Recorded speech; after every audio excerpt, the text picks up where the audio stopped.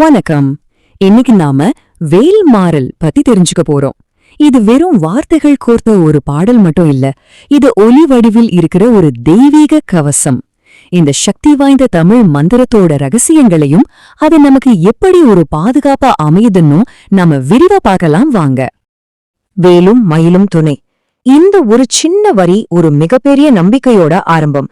இது வெறும் வார்த்தைங்க இல்ல, நம்ம வாழ்க்கையில வர கஷ்டங்கள்ல இருந்து நம்மள பாதுகாக்கிற ஒரு சக்தி வாய்ந்த மந்திரத்தோட திறவுகோள். இதோட பிரத்யேகமான அமைப்பு எப்படி ஒரு கவசமா மாறுதுன்னு பாப்போமா?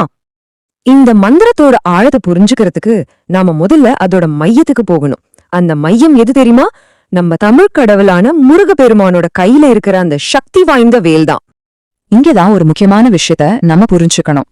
வேலுங்கிறது வெறும் எதிரிகளை அழிக்கிற ஒரு ஆயுதம் கிடையாது. அதுக்கு மேல அது நம்மளோட அறியாமைய அழிச்சு நமக்கு ஞானத்தையும் பாதுகாப்பையும் கொடுக்கிற ஒரு தெய்வீக சின்னம். இப்போ ஒரு சுவாரஸ்யமான விஷயத்துக்கு வருவோம். இவ்ளோ சக்தி வாய்ந்த இந்த பாடல் இது எப்படி உருவாச்சு? இதோட வரலாறு என்ன? வாங்க பார்க்கலாம். இதுக்கு ஒரு பெரிய வரலாறு இருக்கு. 15ஆம் நூற்றாண்டுல அருணகிரிநாதர் எழுதின வேல் வகுப்புல இருந்து தான் இது தொடங்குது. அதுக்கப்புறம் 20ஆம் நூற்றாண்டுல வள்ளிமலை ஸ்ரீ சச்சிதானந்த சுவாமிகள் தான் அந்த பாடல்களை எடுத்து அதை ஒரு மகா மந்திரமா மாத்தினாரு. இன்னைக்கு நாம சொல்ற வேல்மாறல் அப்படி உருவானதுதான். வேல்மாறலோட மிகப்பெரிய அற்புதமே அதோட கட்டமைப்புல தாங்க இருக்கு. அது சாதாரணமா இல்லாம ரொம்பவே நுட்பமா வடிவமைக்கப்பட்டிருக்கு. அது எப்படின்னு பார்க்கலாமா?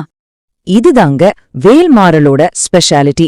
அருணகிரிநாதரோட மூலமான அந்த 16 வரிகளை எடுத்து அத முன்னும் பின்னுமாவும் மேலும் கீழுமாவும் மாத்தி அடுக்கி மொத்தம் 64 வரிகள் கொண்ட ஒரு சக்தி வளையத்தை உருவாக்குறாங்க. இது வெறும் வார்த்தை விளையாட்டு இல்ல, ஒளியோட சக்திய பல மடங்கு அதிகப்படுத்துற ஒரு தெய்வீக கட்டமைப்பு.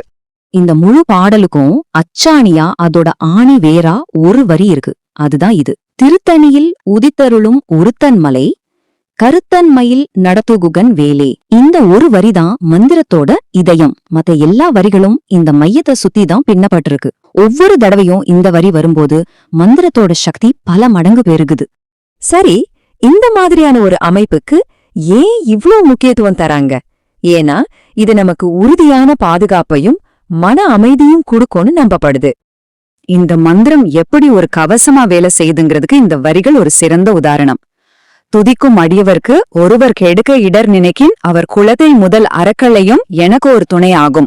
அதாவது தன்னை வணங்குறவங்களுக்கு யாராவது கெடுதல் செய்யணும்னு நினைச்சா கூட போதும், அந்த எண்ணத்தையே வேரோட அழிச்சு அந்த பக்தனுக்கு அந்த வேல் துணையா நிக்குமா. இந்த பாதுகாப்ப வெளியில இருந்து வர்ற எதிரிகள் கிட்ட இருந்து மட்டும் இல்ல, நம்ம மனசுக்குள்ள நடக்கிற போராட்டங்களுக்கும் சில சமயம் நாம தனிமையா உணரும்போது இது ஒரு பெரிய ஆறுதலா ஒரு துணையா இருக்கும்.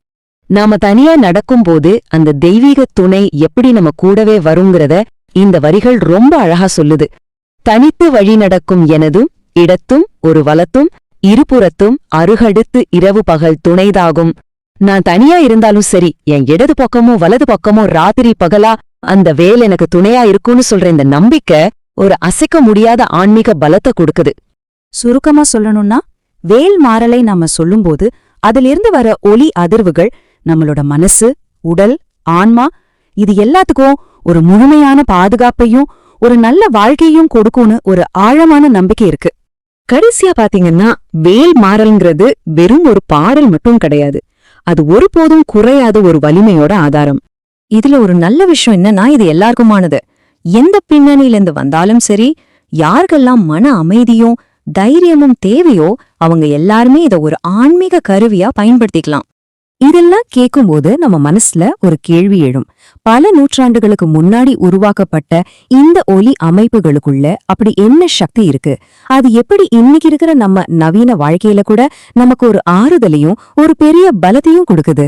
யோசிச்சு பாருங்க. ஆன்மீக அன்பர்களே, பதிவை பார்த்து ரசித்தீர்களா?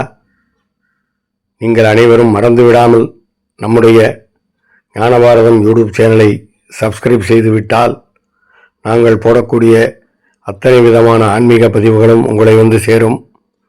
அற்புதமான ஆலயங்கள் பற்றிய பதிவுகள், அகத்தியர் பற்றிய பதிவுகள், மகா பெரியவர் பற்றிய பதிவுகள், ஜீவசமாதிகள் பற்றிய பதிவுகள், நம்முடைய இந்து பண்டிகைகள் பற்றிய பதிவுகள் அனைத்தும் வந்து சேரும்.